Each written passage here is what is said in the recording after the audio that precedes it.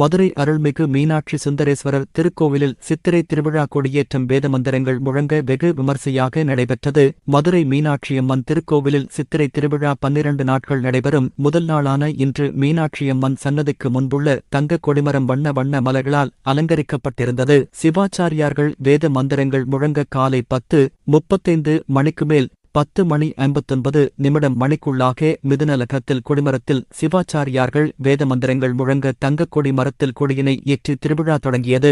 முன்னதாக மீனாட்சியம்மனும் சுந்தரேஸ்வரரும் தங்கக் கொடி மரம் முன்பாக எழுந்தருளி சிறப்பு பூஜைகள் செய்யப்பட்டு பக்தர்களுக்கு அருள்பாலித்தனர். கொடியேற்றத்தின் பொழுது பக்தர்கள் பக்திபரவசத்துடன் கோஷம் எழுப்பினர். மீனாட்சியம்மன் கோவிலில் சித்திரை திருவிழா இன்று துவங்கி மே 10ஆம் தேதி வரை நடைபெறுகிறது. தினந்தோறும் தங்க ரிஷப வாகனம், வெள்ளி ரிஷப வாகனம், வெள்ளி சிம்மாசனம், காமதேனு வாகனம், தங்கக் குதிரை வாகனம், தங்கப் பல்லாக்கு என பல்வேறு வாகனங்களில் சுவாமி மற்றும் அம்பாள் எழுந்தருளி வீதி உலாவாக மாசி வீதிகளில் வலம் வர உள்ளனர். இதில் முக்கிய திருவிழாக்களான மீனாட்சியம்மன் மதுரை அரசியாக பட்டாபிஷேகம் செய்யும் நிகழ்வு மே 6ஆம் தேதி இரவு 7:35 மணி முதல் 7:59 மணிக்குள்ளாக விருச்சிக லக்னத்தில் நடைபெறுகிறது. மே 7ஆம் தேதி மீனாட்சி சுந்தரேஸ்வரர் திக்கு விஜயம். மே 8ஆம் தேதி காலை 8:35 மணி முதல் 8:59 மணிக்குள்ளாக மீனாட்சி சுந்தரேஸ்வரர் திருக்கல்யாண வைபவம் திருக்கல்யாண மண்டபத்தில் நடைபெறுகிறது.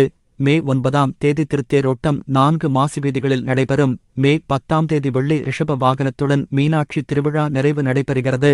இதற்காக 4 மாசி வீதிகளிலும் உள்ள சாலைகள் சீரமைக்கப்பட்டு மக்கள் சிரமமின்றி சுவாமி தரிசனம் செய்ய தேவையான வசதிகளை மதுரை மாநகராட்சி செய்து வருகிறது. கொடியேற்ற நிகழ்வில் மாவட்ட ஆட்சியர் மாச சங்கீதா, மாநகராட்சி ஆணையாளர் சித்ரா விஜயன், மேயர் இந்திராணி பொன்பசந்த், மீனாட்சி சுந்தரேஸ்வரர் திருக்கோவில் அறங்காவலர் குழுத்தலைவர் ருப்பணி பழனிவேல்ராஜன், திருப்பரங்குன்றம் ஸ்ரீசுப்பிரமணிய சுவாமி திருக்கோவில் அறங்காவலர் சண்முகசுந்தரம், மதுரை மாநகர காவல் ஆணையாளர் லோகநாதன், திருக்கோவில் பணியாளர்கள், ஊழியர்கள் மற்றும் திரளான பக்தர்கள் கலந்து கொண்டனர்.